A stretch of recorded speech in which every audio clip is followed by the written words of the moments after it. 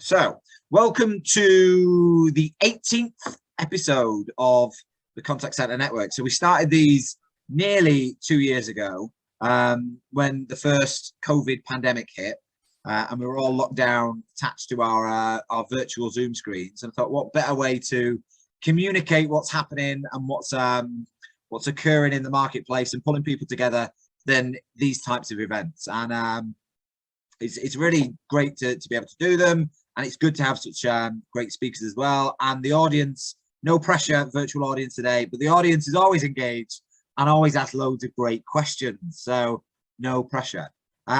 First question I wanted to ask everybody today, though, is just thinking about some of the challenges that's happened in the last 18 months with remote working and some of the challenges that hybrid working is now bringing, and as more people enter the office and start to create that semi-remote hybrid environment. What are some of the biggest challenges that you find as operational leaders or as people working within the contact center environment when it comes to hybrid or remote working? So drop into the chat any of your key challenges or any of the things and thoughts that you hear from clients around this topic, because what we'll do is we'll use that in some of the Q&A when we've chatted to some of the guest panelists today. Which brings me on to the agenda. So opportunity at the moment for some welcome and networking. So if there's somebody on the call that you don't know, please go and stalk them on LinkedIn, say hello to them, connect, and make some new connections and some new introductions. We've got the panel speakers here today, which is great. We've got a surprise edition as well, an extra bonus edition in the form of Claire, which we'll touch on in a second. So we've got two great speakers that we're going to hear from, and then we'll move into the panel Q&A, which we've got some questions pre-prepared. But also, if you have any questions for any of the speakers or any thoughts or reflections on any of the detail that they go through today, please drop it into the chat, and I will surface that up as a question as part of today's event. I have put save the date. There are no dates yet for 2022. This is the final one before Christmas. But yeah, let's hope it might be the last one, but it could possibly be the best one. So just a little bit about Fab Solutions, which is the business that I run, and what Fab Solutions has got to do with the Contact Center Network. So I run both of them, and this was born from some of the challenges that you see on the left-hand side of that wheel. So we talk about in these events all of the things that generally tend to impact customer experience, and it touches across that people, process, leadership and technology piece, and all the different things that we talk about in these events fall generally into one or more of some of these topics. Today we're talking about hybrid working and remote working, and that impacts people, it impacts process, it impacts leadership, and it impacts the technology that we use to deliver all that stuff. So it should be a really great discussion, and we should be able to hear some insights from the panelists as to how we can bring some of that to life. So without further ado, I'm going to introduce my guests and let them introduce themselves as we move into some of the value share from today. And I'm going to stop sharing and ask Eileen Donnelly, introduce yourself and say hello. Hello, hi. So I'm the founding director of Ripple & Co, which is a corporate wellbeing consultancy. But previous to founding Ripple & Co, I was 20 years in the corporate sector, working in senior level roles in CSR and sustainability. So for me now, the ultimate corporate responsibility is investment in people. So I'm hoping to share some really valuable insights into how you might do that and why you might do that, particularly post-pandemic, post-pandemic. Brilliant. Thanks, Eileen. Simon, I'll let you introduce yourself and also introduce Claire at the same time. Thanks, Gary. Am I on mute? No. Good. No, Simon Hunter. I'm the CCO at Sensei. I've been here 3 months, but prior to that, I've had a career in contact centres, both in the BPO outsource world and also on the side of on the fence side of our clients, where I've outsourced as well. So kind of been on both sides of the fence, but mainly in bricks and mortar. And obviously I'll come on to Sensei and its nuance from a home working perspective shortly, but yeah, very, very different model to a bricks and mortar. operating model. And I'm joined by my colleague, Claire, who is one of our operational leaders on one of our key insurance accounts, and we'll be sharing some insight from the front line as to how we go about engaging our people and use technology to do that.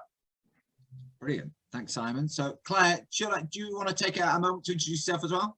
Yeah, of course. So hi, everyone. I have worked for Sonsei as a home worker for 7 years. So this isn't something that's new to me. I think everybody thought it was a bit strange at first when I mentioned working from home. We did it before it was trendy. But very much enjoy working from home, and it allows a lot of aspects of that you can't get in the bricks and mortar environment, and I'm looking forward to talking about it more. Brilliant. And I'm loving how much we're using this word bricks and mortar. Never used it so much in all my life. So with that said, I think the way that we've structured today's event is Eileen is going to lead the charge and give us some insights into some of the work that impacts employees, employee wellbeing, and then we're going to lead into Simon and Claire to share some of the real life examples of where we've done it, how we've done it, and give you some practical strategies that might help. So without further ado, I'm going to introduce Eileen and let you build on your introduction. So over to you, Eileen.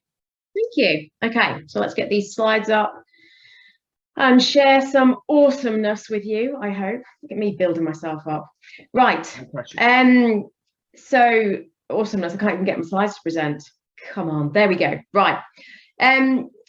So obviously my angle on all of this is about investment in people, investment in their well-being. And through that, as you can see with my little cute formula at the top, I'm going to give you the evidence that says, actually, when we get productivity and engagement, we have well-being. But actually, if you get the well-being bit right, you will automatically get that engagement and the productivity. And I've got some fantastic evidence to prove that. But I just want to reflect on something that I heard on the 16th of January before the world turned upside down. I just happened to be listening to a webinar by the Royal Society of Arts, and it was Aldi Haldane who was chatting. And apparently we've had a productivity crisis in the UK for a long time. And he believed that the solution to the productivity crisis was all around something which he calls the efficiency work theory. Basically, what he means is give people good quality work, so secure and engaging work, you will increase productivity. So if you get that right and a whole host of other well-being type factors, you will be able to secure an increase in engagement and productivity. Now, the awesomeness of the evidence that I've got is this little piece of evidence from Oxford Research Centre, which took place in BT contact centres. And the sample size was 1.8 million, so it was enormous in terms of sample sizes, and it went over a 6-month period. Very, very simply, they monitored all sorts of things, but they also monitored feelings of happiness, and they did that with 5 emoji buttons, from very, very sad to very happy. They were also looking at data on attendance, calls to sale conversion, customer satisfaction, worker breaks, that kind of thing. And what they found was that they got a 13% increase in sales when there was a change between happy and unhappy employees. So we're even using that word, and the fluffy word happy on this occasion. So they realized that when employees are working more effectively, they're making more calls per hour, and they're adhering more closely to their workflow schedule, and they're converting more calls into sales when they are happier. So it isn't about working harder and longer, it's actually about being more effective and efficient and productive. And one little thing to say on top of that is that it was actually the more complex sales as well, which they saw a shift in. So the ones which actually require and activate emotional skills. So things like trying to retain a disgruntled customer. Those were the ones that were also impacted. So some really interesting results. So as well as productivity being an issue, we've also got talent retention issue. And I'm hearing from lots of people that really this is very much the recruitee market at the moment. So we know, even pre-COVID, that 59% of millennials have left a job because of mental health reasons, but it also goes into Gen X as well, that they're leaving their roles because of mental health issues. But as you can see, that is a 2019 report. So what is going on? Well, again, even pre-COVID, we know that the most common cause of long-term sickness absence is mental ill health. Put that together with stress, which will ultimately cause mental ill health of some nature, then you've basically got 43% of long-term absences are mental ill health or stress. So as I say, that is pre-COVID. I think what we need to add on to that, therefore, is what we know around what happened when COVID came and lockdown was introduced. Well, we know that anxiety levels were the highest ever recorded. We know that nearly half of us were reporting high levels of anxiety. They literally went off the scale. We also know that feelings of low happiness doubled. And yet, I think what's really important here is to recognise, and this is why it's so important for the workforce demographic within contact centres, the impacts of COVID have not been equal, not at all. So if you sort of reflect potentially on the demographic within your organisation right now, you will see some people represented here. So the pandemic and the resulting recession has disproportionately harmed people in low-income households.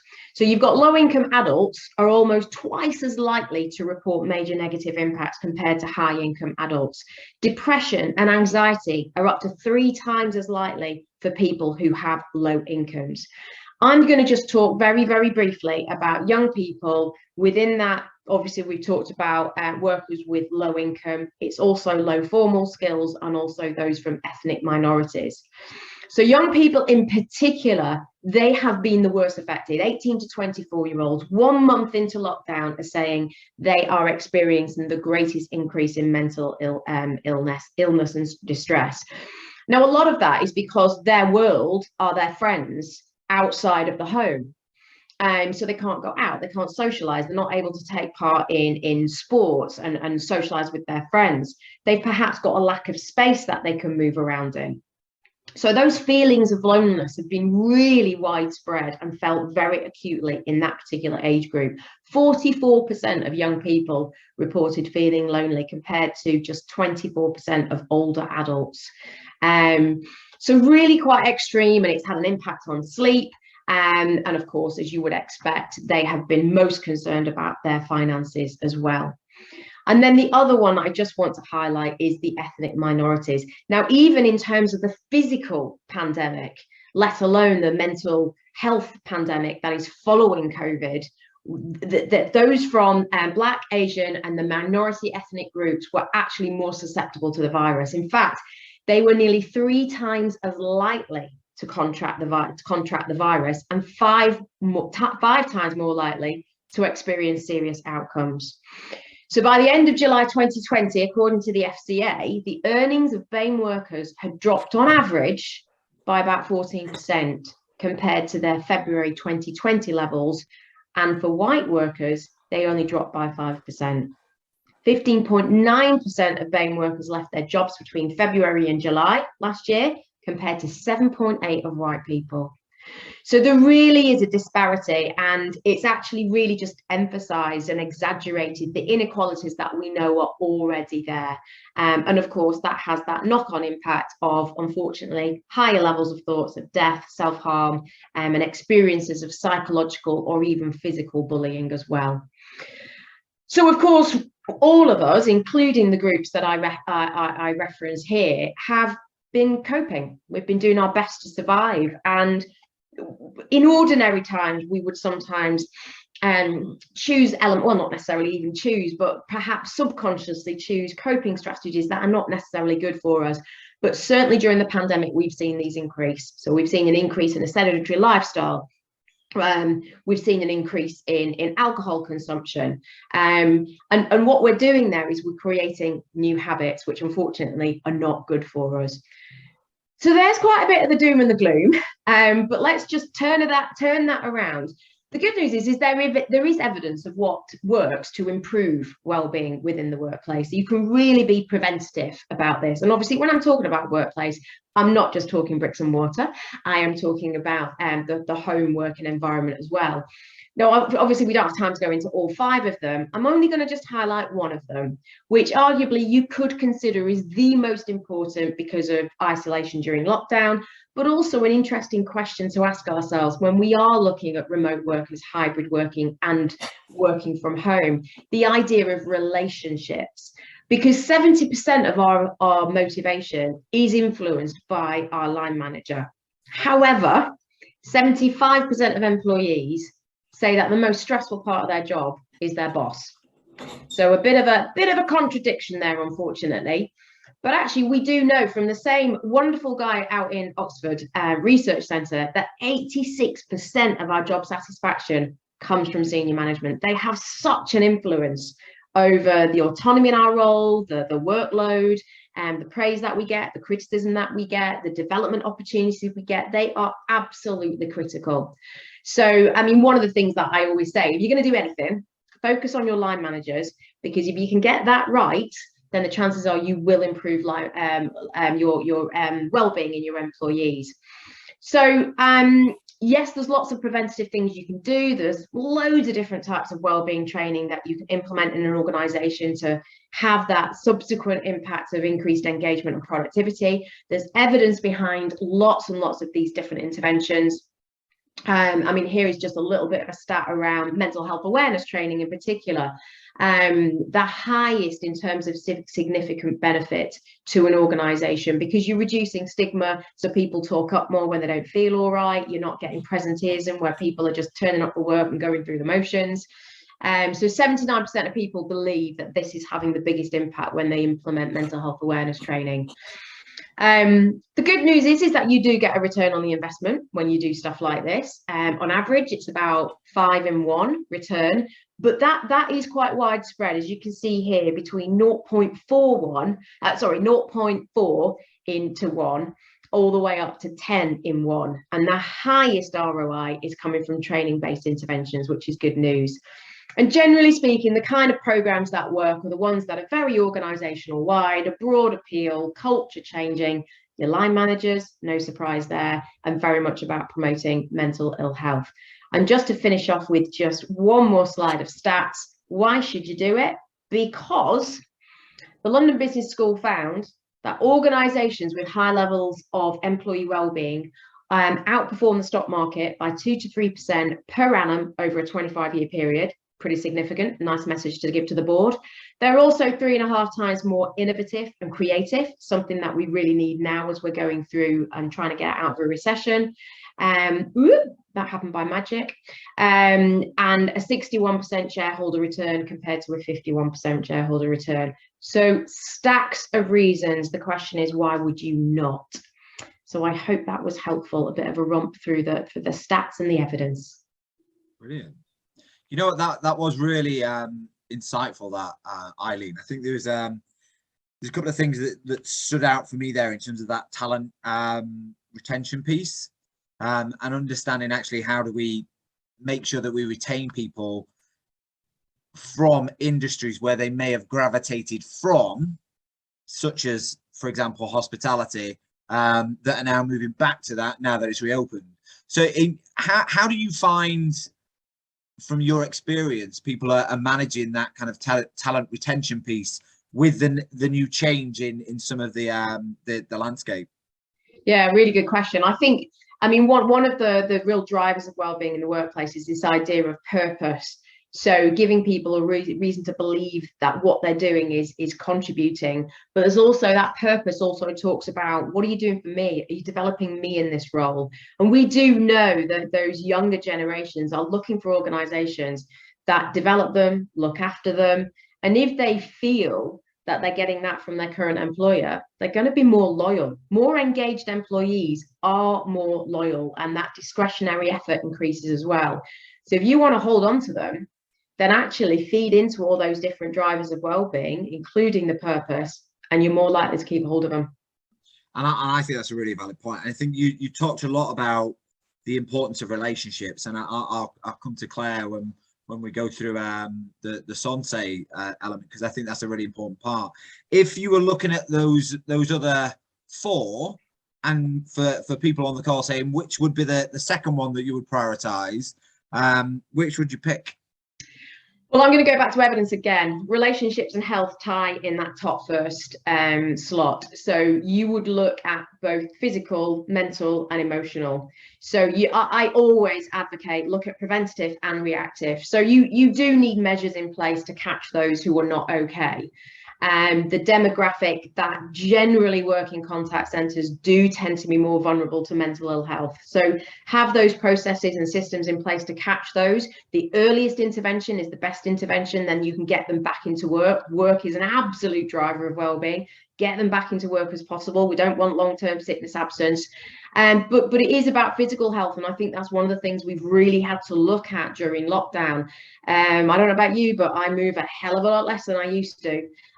So it's about really encouraging people to look after both the physical and their mental and emotional well-being. Definitely. And I think the final bit that stood out from the presentation that you did there was the difference between the two generations, and how the young and the old are, I suppose, that kind of split of performance and that split of behavior is really interesting. And I think if you start to look at that in terms of retention and recruitment of people, I think we've seen more of a swing in the contact center of older people coming into the contact center environment now that kind of COVID has shifted. Is an interesting, I suppose, thought is that will that then shift back? What's your thoughts on kind of how that demographic is going to change over time? I mean, I'm probably not knowledgeable enough about the actual demographic of a worker in the contact centre. One of the things I would say, though, is they tend to look for different things. We do know that mental ill health causes a lot of people to retire early. And actually, when you consider the wisdom and the knowledge that and the legacy knowledge that the older worker has, they are really valuable to the workforce. What they bring to their actual job, but also what they bring in terms of diversity to the workforce, and possibly even mentoring of the younger workers as well. But certainly those younger workers are expecting this. This isn't a nice to have. This will make someone stay or leave, or it's something they look for when they're actually looking for a job these days. They want to know, how will you look after me? Definitely. I think this, I think if any organization was looking at those 5 key elements that you talked about and started to ask questions around have we got a strategy that talks to each of those, I think it'd be really, really useful as an exercise. Brilliant. Thank you very much for that, Eileen. I'm going to come to Simon and Claire now, and hand over to Simon to lead the charge on the observations from Sensei's perspective. So over to you when you are ready, Simon. Okay, yeah, I wanted to thanks, Eileen, because a lot of that insight that you've provided us there is relatable to the actual contact center world, not just in the phrase that we were using earlier around bricks and mortar, but also in a home working environment. And I wanted to start by just giving you some context around Sonsei and what we do for a living. So Sonsei is the only UK-based pure play home working specialist. And the reason we put there fully employed staff, because it's important that there are some home working specialists out there that work in a gig economy with 0-hour contracts. We don't do that. Everyone is fully employed, ring fenced to the client that we've recruited for, and get a guaranteed hours, of which I'll come on to the nuance in hours in a moment. But everybody, all 1,700 employees, work from home, and have done for 17 years since we built this business from scratch. And as you can imagine, 17 years ago, when the founders of this business said we're going to create a business that's fully work from home, I think they got a few looks and comments about, that'll never work. But clearly today we employ 1,700 people. We've seen significant growth, as you'd expect, over the last 3 years. However, because of our employment recruitment strategy, we've got an extremely diverse workforce. Our average age of agents is 41 across the business. 20% have a disability, and actually what you get is access to a pool of resource and capability and talent that you wouldn't normally get if you had a drive radius of a few miles round your office. So really interesting. So what do we do as a business? Traditional outsourcer, as you'd expect, customer management solutions, where we take the customer service operation and in an outsourced environment, operate that on behalf of our clients. We have over the last 3 years evolved the operating model to include consultancy and sharing best practice, where we work with sizable organizations to go in there and support them with their hybrid working strategy and help them with their ecosystem and how to do it, and share some of that best practice we've learned across the years. We also sell our technology into businesses that are utilizing a hybrid environment, and that may be because they, as they've gone along that journey, they've not thought about how they become compliant at home from a technology perspective, or they need some support in virtualizing their recruitment and training delivery. So there's elements there.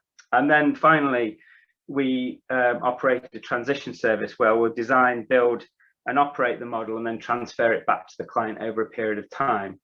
So again, utilizing the outsource and best practice to get the best for the business.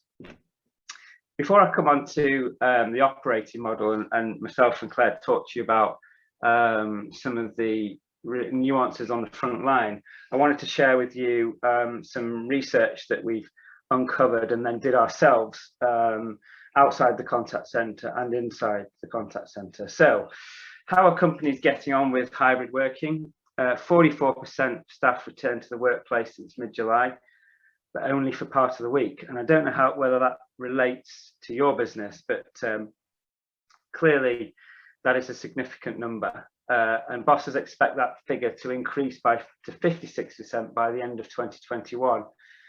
And if the COVID trend continues as Europe is seeing at the moment, then we might be forced into moving more to home working if the government look to put back the phase 2, where their advice would be to work from home if you can. So that's only going to increase, if COVID doesn't slow down. A third of businesses have cut their office space as a result.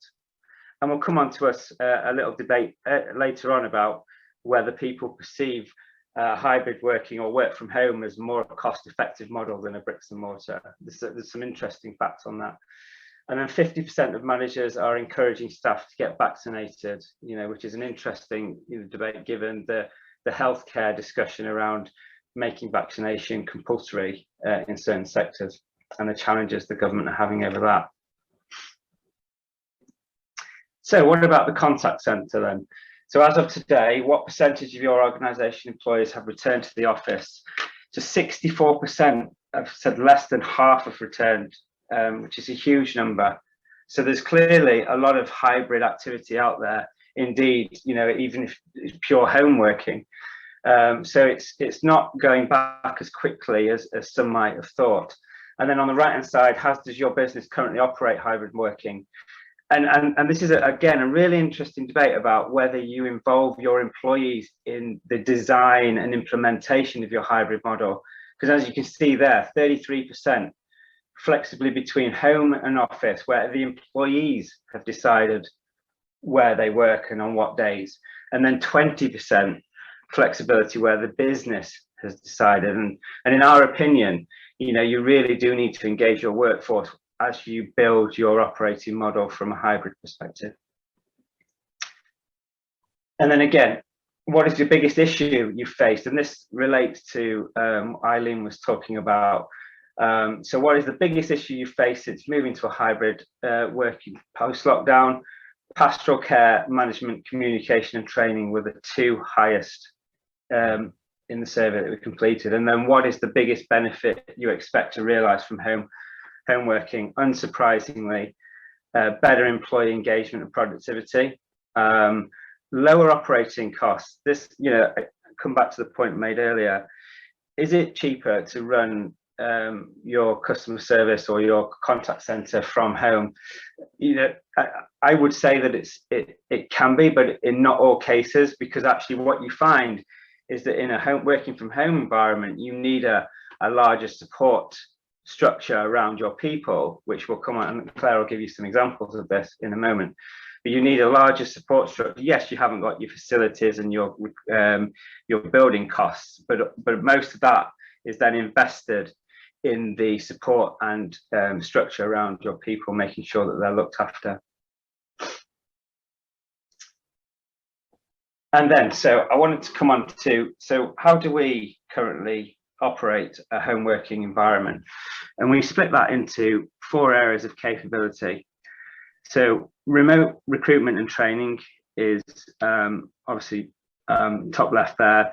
That, when you're looking at your home working environment, and you've really got to consider not only do I want to place my people at home, but the HR contracts, the ability to recruit and train needs to be tailored and virtualized for delivery. And we've spent an awful amount of time over the last 18 months supporting businesses virtualize that capability, because it's a very different way of recruiting and training, of course. And given that you have access to the 4 corners of the country, and indeed we go over to Ireland as well, you have access to talent, like I said before, that you wouldn't normally have associated with the contact center, and vice versa.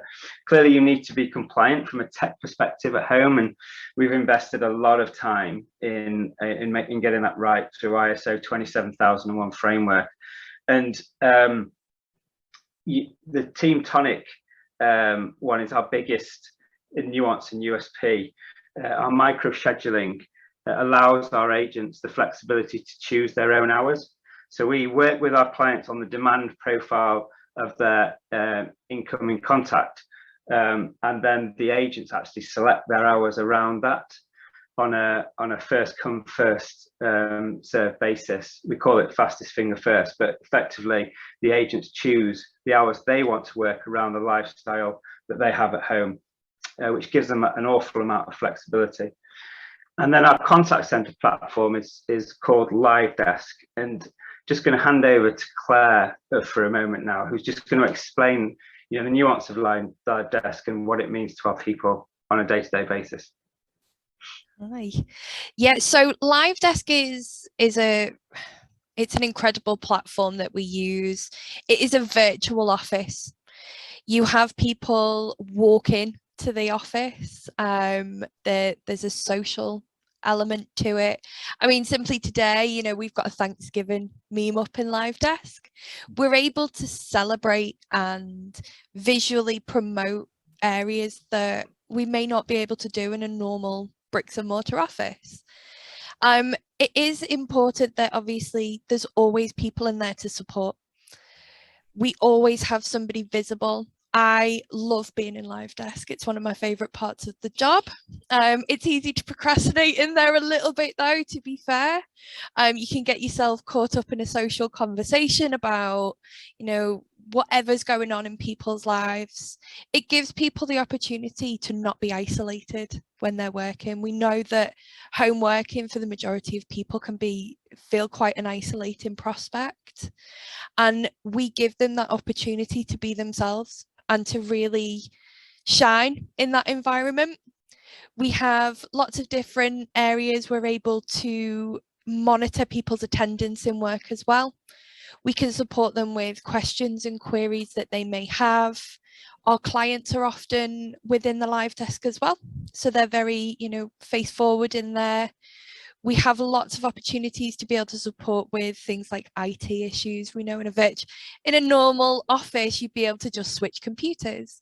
We can't do that at home unless you've got several computers sitting by.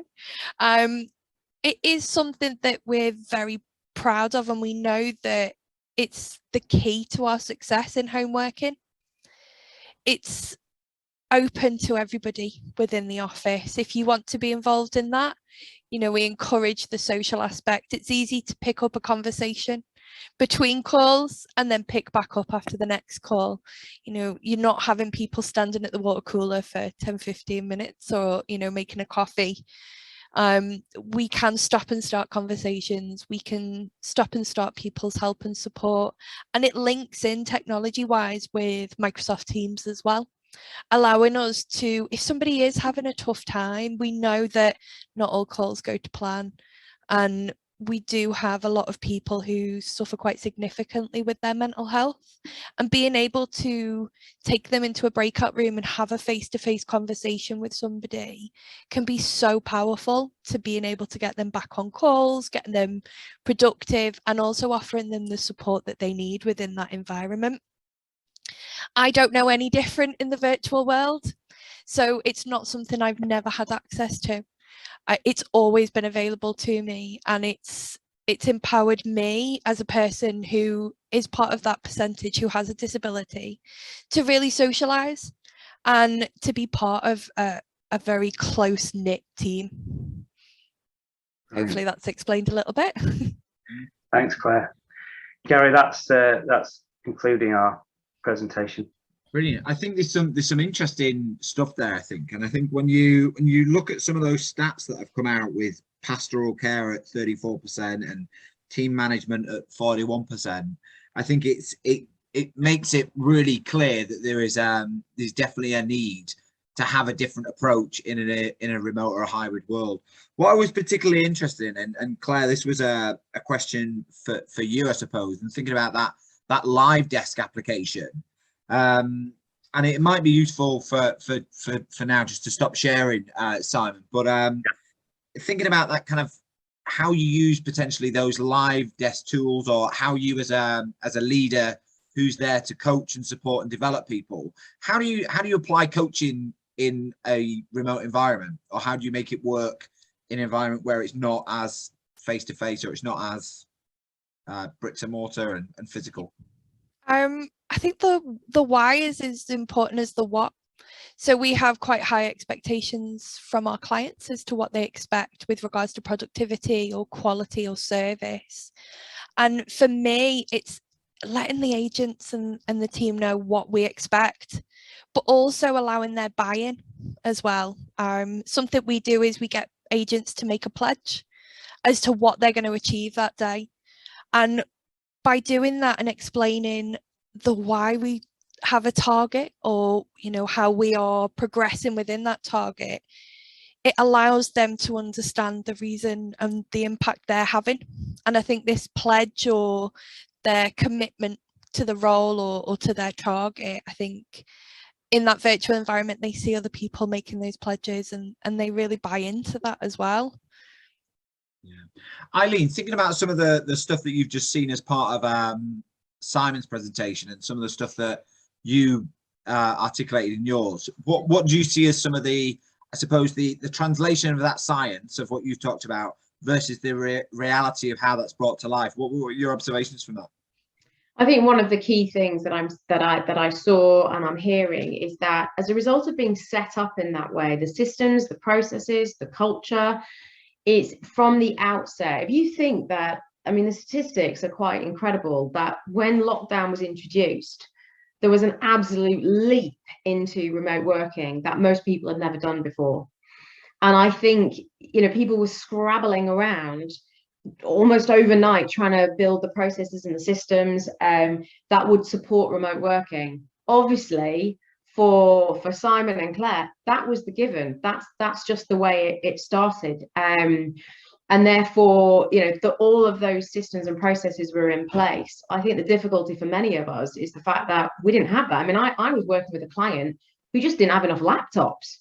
They couldn't send everyone home. So it's those fundamentals that actually have made this really challenging for people. And as you say, you know, you've not been recruited into with that expectation that your job is going to be remote, then that could be really challenging for you.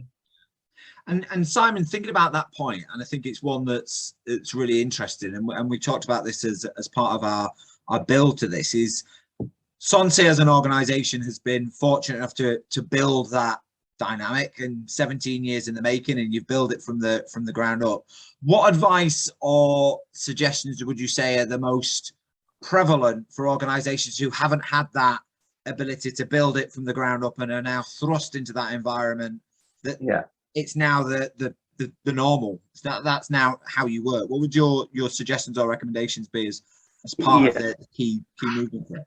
Yeah, thanks, Gary. I think the biggest thing we've seen from the research that we've done and the experience we've got in delivering this day to day is talk to your people.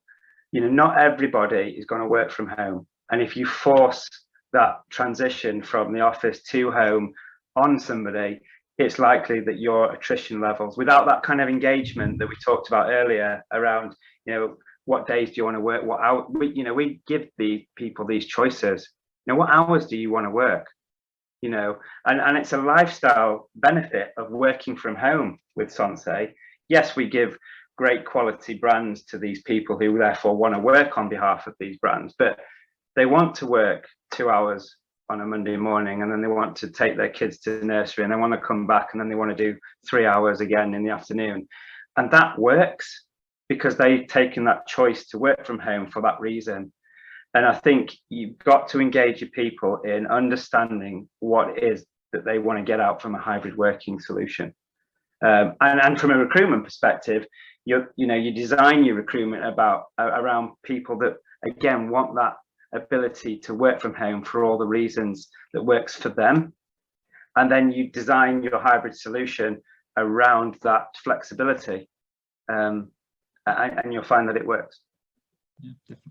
I've got a few other questions that I would ask, but just as an opportunity for anybody on the Zoom today, if you've got a question, feel free to either raise your hand, drop it in the chat, and I'll come to you and ask you the question so you can ask any of the panel members. But one of the questions I had whilst people scratch their head for a question to ask is, in terms of that IT and infrastructure, Simon, I know one of the things that I've heard is that literally the IT strength just isn't strong enough to support home working sometimes.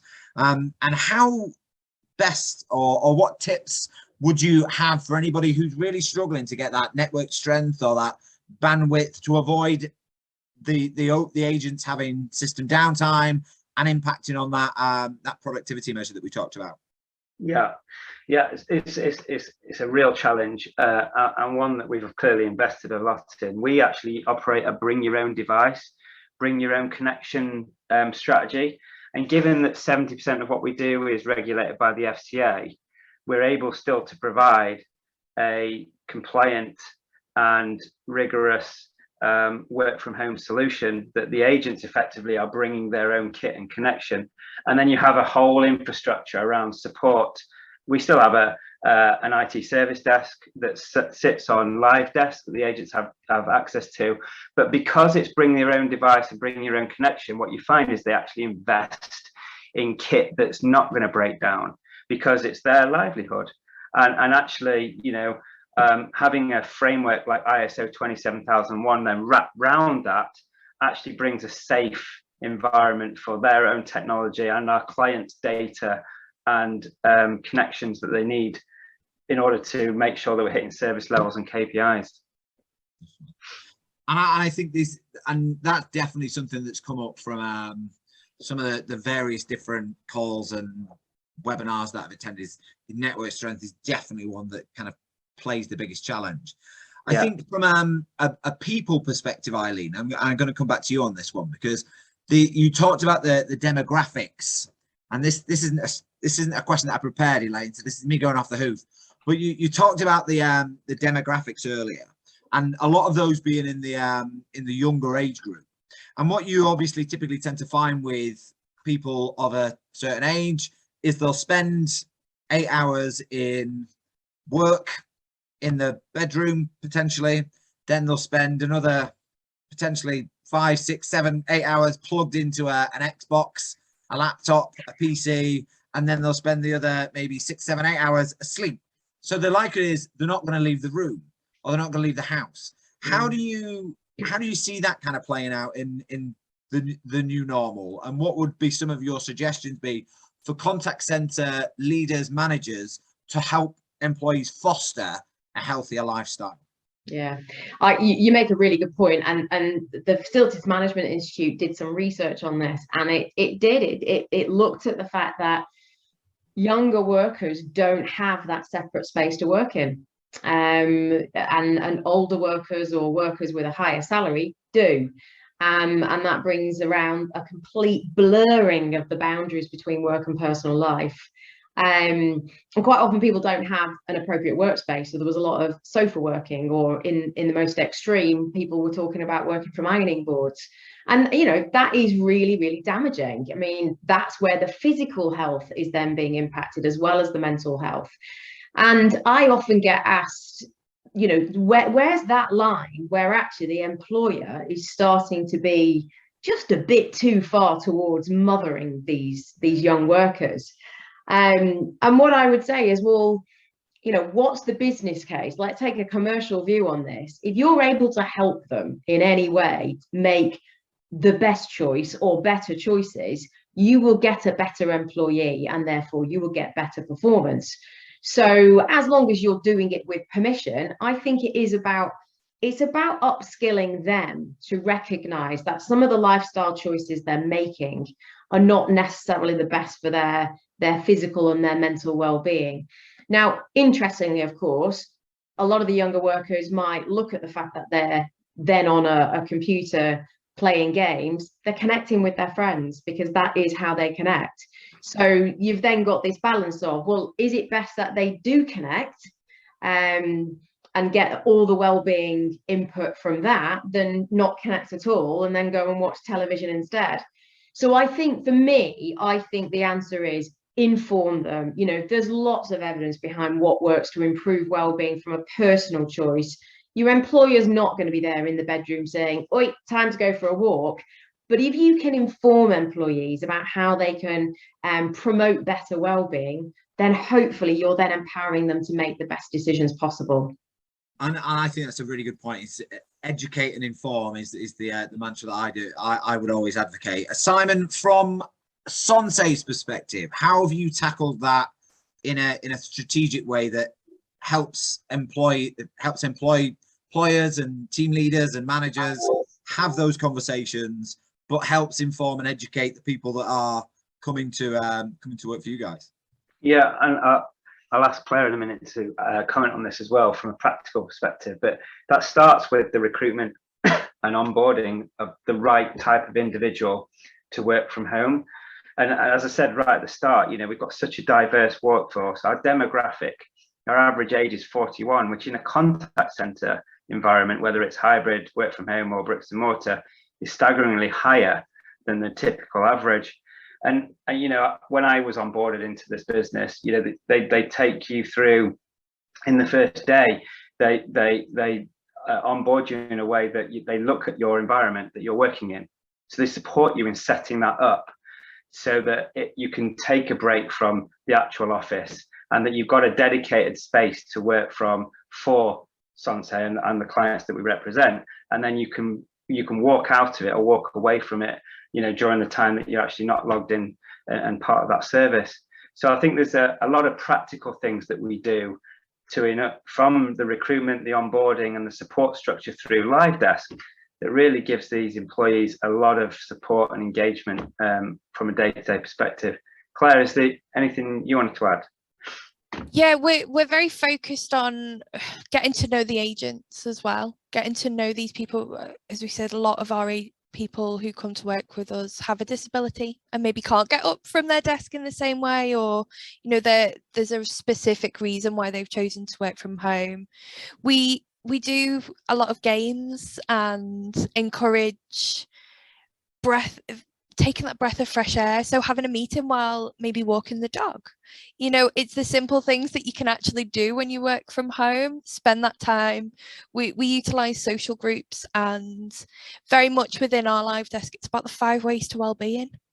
You know, that connecting and staying active. That active could be very different for everybody. So it's about really getting to know your team and what they're capable of, but also what they enjoy. I mean, there's not many offices that would allow me to have an office like this. I think health and safety would probably frown. But we're set up in such a way that we can be comfortable in our environment, and I can shut my door and it says, you know, it's very Harry Potter related, but it says the room of requirement for a reason. And I only go in there if it's required. I have to step away, and you have to encourage your team to do the same. Yeah, I think that's a really good point. And I suppose final question for yourself, Claire. I think this is probably true of a lot of team leaders that have maybe not had significant experience in managing from a distance, or managing remotely, or even managing in a hybrid environment. So how do you, or what would your advice be to team leaders that are new to more distance working and need to build that trust level so that they don't constantly think the team are skiving and they're not working? Can be really challenging, especially new to the role. And I think the best advice I can give is to get to know your team and for them to get to know you. I think if you give a little bit of yourself, what you'll find is people open up a lot more to you. We do have a lot of infrastructure in place, like with the Live Desk or Team Tonic, where it tracks whether people are working or not. And we're able to monitor that and keep a very close eye, but not just for the sake of keeping an eye on somebody. It's actually monitoring their well-being as well, and making sure, I mean, we had an agent yesterday who had a really tough call, and they opened up straight away because they felt safe to do so. The whole team got behind them, even those that aren't necessarily very social normally. Everybody got behind them. And I think when you know you're in a safe environment, you feel safe to open up. And I think it keeps people more engaged as well.